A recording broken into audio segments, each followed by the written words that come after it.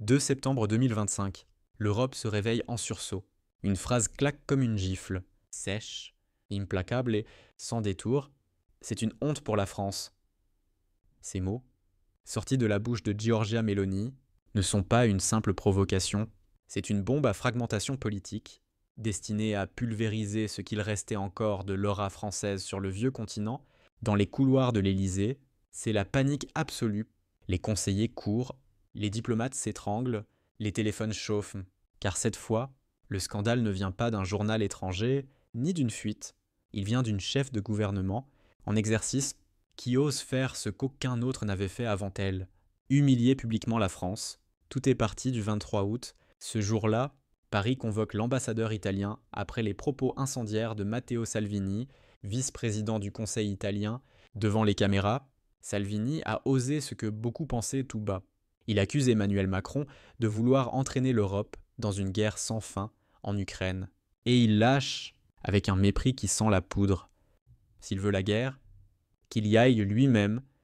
Une phrase, une seule, et tout explose. Au Quai d'Orsay, on tente de répliquer, déclaration inacceptable, ton outré, communiqué indigné, mais dans le fond, tout le monde le sait. La gifle est là, et elle fait mal.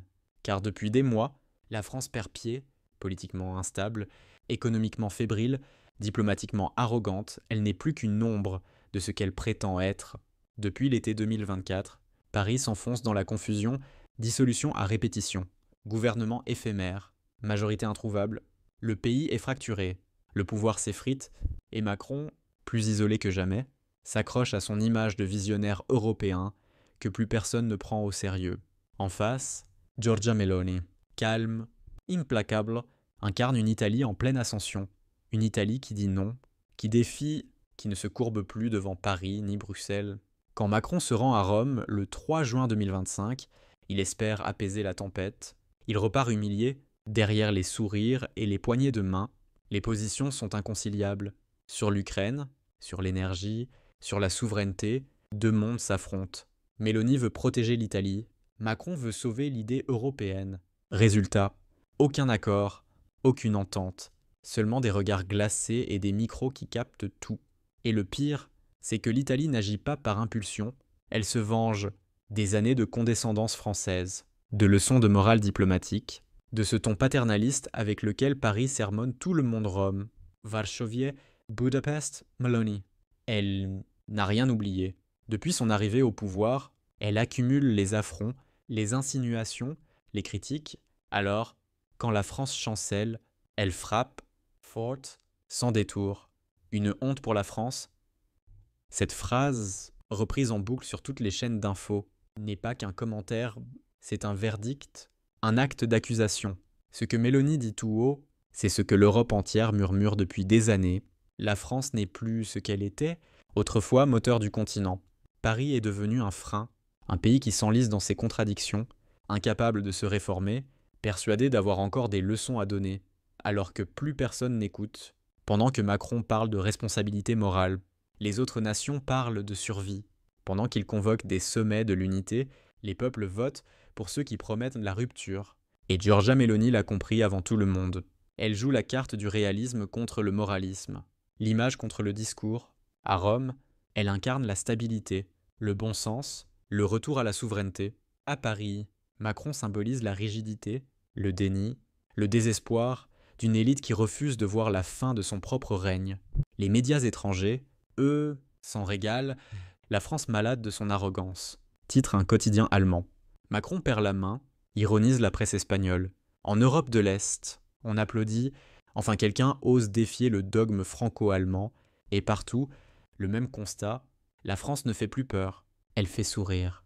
Le 27 juillet 2025, à Varsovie, Meloni l'avait déjà annoncé. Assez de cette Europe gouvernée par deux capitales, une phrase prophétique.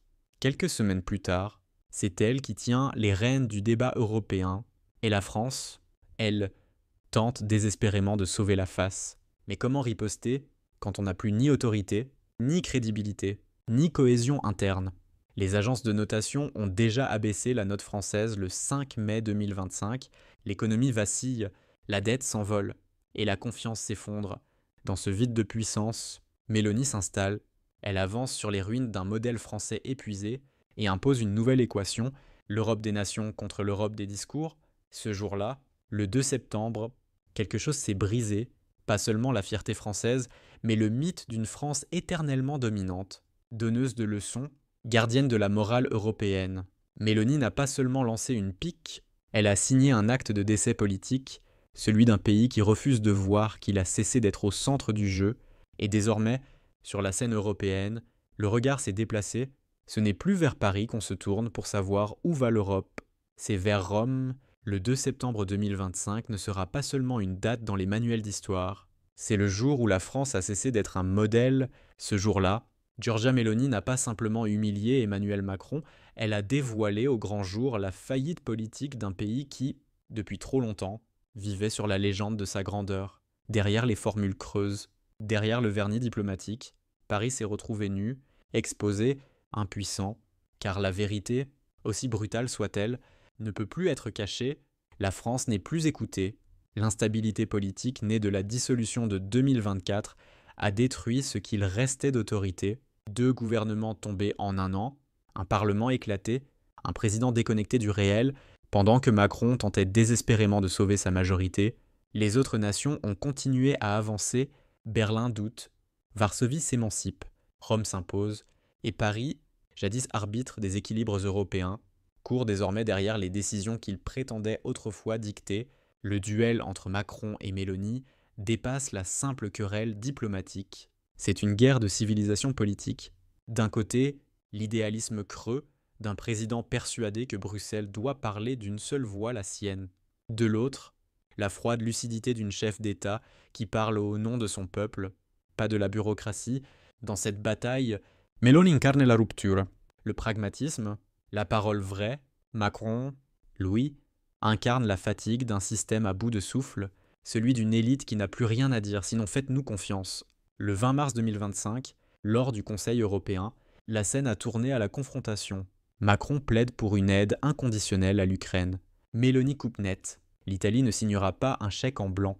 Silence glacial. Dans la salle, les diplomates sentent qu'un basculement vient d'avoir lieu. La France, pour la première fois, n'a plus le dernier mot. Quelques mois plus tard, la fracture s'élargit. Janvier 2025. Sommet énergétique à Bruxelles. Macron vante la relance du nucléaire français, clé de l'indépendance européenne. Melanie, impossible, réplique. L'indépendance ne se décrète pas depuis Paris, elle se construit chez soi. Une phrase simple, mais qui frappe fort. Elle résume tout, elle détruit, en une réplique, des décennies d'arrogance française. Car la crise n'est pas seulement diplomatique, elle est existentielle. La France croule sous sa dette, son déficit, son impuissance économique. Les chiffres publiés par Eurostat en mai 2025 sont sans appel.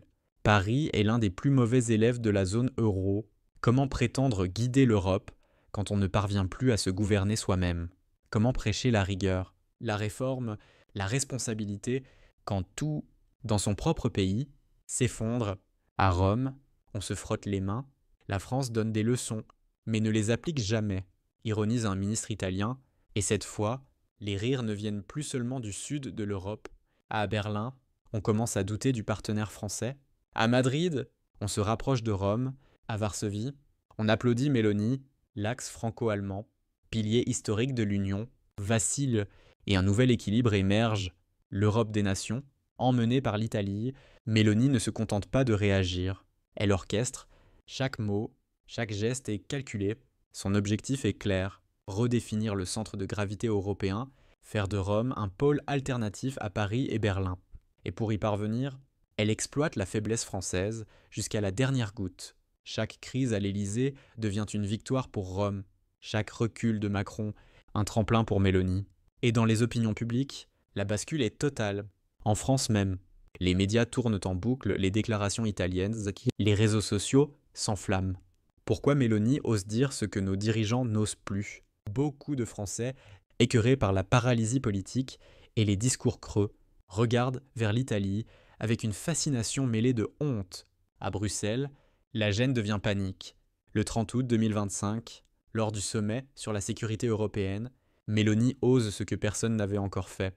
Elle contredit Macron en public, devant tout le monde. L'Europe ne peut pas être forte si certains États se croient supérieurs aux autres.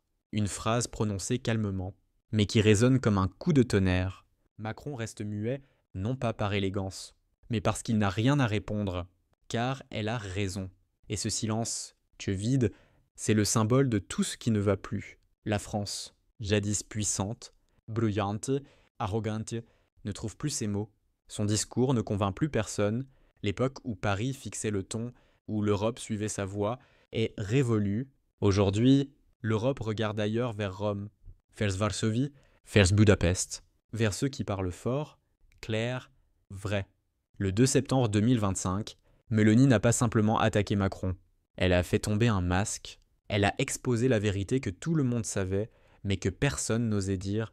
La France n'est plus le cœur battant de l'Europe, mais son miroir fissuré, un pays fatigué, prisonnier de ses illusions, incapable de choisir entre sa grandeur passée et son déclin présent.